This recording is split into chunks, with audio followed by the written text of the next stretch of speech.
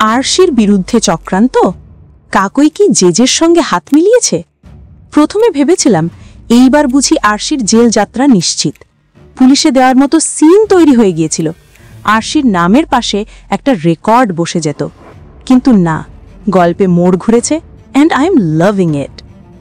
গল্পের এই নতুন ট্র্যাকটা একেবারে আগুন। আমি তো আগেই জানতাম এই লড়াইটা হবেই, বিশেষ করে যেদিন থেকে কাকই আরশির বিরুদ্ধে চলে গেল।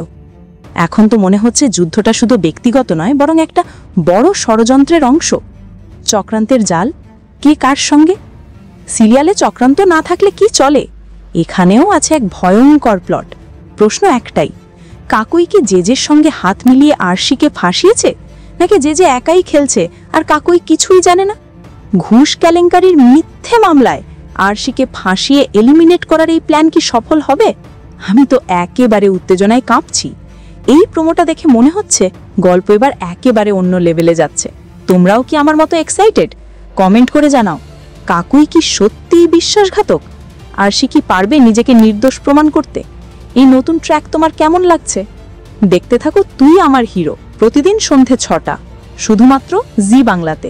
আর হ্যাঁ, এমন সব টুইস্ট আর আপডেট সবার আগে পেতে আমাদের চ্যানেলটা সাবস্ক্রাইব করে ফেলো এখনই।